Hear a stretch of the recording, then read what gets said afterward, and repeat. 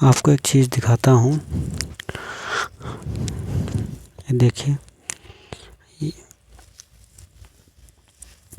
The Hindu पे एक खबर है,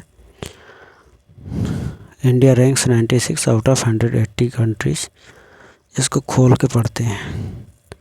ये खुल गया और India ranks 96 out of 180 countries in corruption perception index 2024।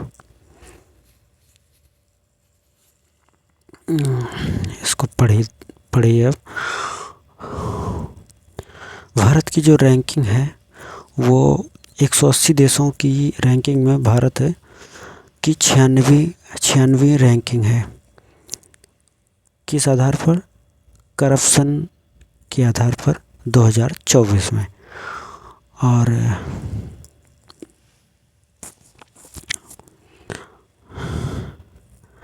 ये आगे पढ़िए।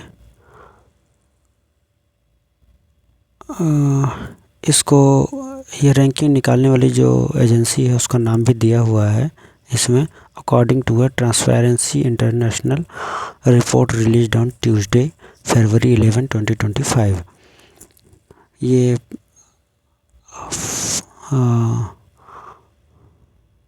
Transparency International report released on Tuesday February 11, 2025 11 फरवरी 2025 को ये एजेंसी ने जारी किया है। और आगे पढ़ते हैं।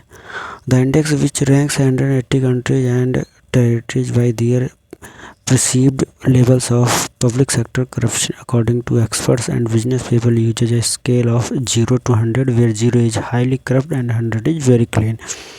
इसका मतलब ये है कि जो ये एजेंसी है ये हर देश को एक मार्क, कहने का मतलब एक नंबर जारी करती है जिसमें 0 ये बताता है कि ये हाईली करप्ट है और 100 जो है वो वेरी क्लीन, मतलब कि वहाँ पे करप्शन नहीं है। तो इस आधार पर इन 2024 इंडिया जो ओवरऑल स्कोर हुआ 38। 2024 में भारत का जो स्कोर है वो 38।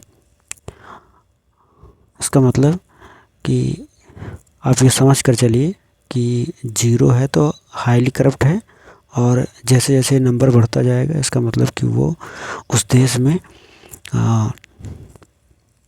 करप्शन कम है। इसका मतलब ये है कि जितने ज़्यादा नंबर हैं आपके उतने ज़्यादा चांसेस ये हैं कि आपके यहाँ करप्शन नहीं है। जितने कम नंबर रहेंगे इसका मतलब कि उतना ज़्यादा करप्शन है आपके यहाँ। जितना ज़्यादा नंबर रहेगा तो उसका मतलब ये हुआ कि आपके देश में करप्शन उतना ही कम है। तो भारत की 38वीं है और 39 था 2023 में, मतलब 2023 में इस 2024 के मुकाबले और कम था। 40 था 2022 में, इसका मतलब 23 से भी कम था करप्शन 2022 में। और 23 में रैंकिंग थी भारत की 93, जो कि अभी 2024 में 96 है। भारत के जो पड़ोसी हैं नीचे देखिए लिखा हुआ है, among India's neighbours Pakistan 135 and Sri Lanka 121। ये सब रैंकिंग दिया हुआ है, grappled with their respective low rankings, while Bangladesh ranking is to further down at 149 and China ranked 76। Denmark tops the list of being the least corrupt nation, followed by Finland and Singapore।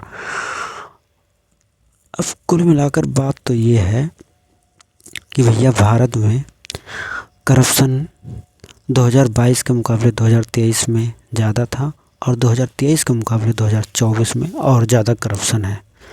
तो ऐसा क्या हो गया भाई? 2024 में तो राम मंदिर का उद्घाटन भी हुआ, राम मंदिर भी बन गया, लोगों की आस्था बढ़ी, लोग मंदिर भी जाने लगे। भारतीय प्रधानमंत्री जी ने तो मंदिर का उद्घाटन करने से पहले अलग अलग मंदिरों में भी जाके दर्शन किए थे, फिर भी यह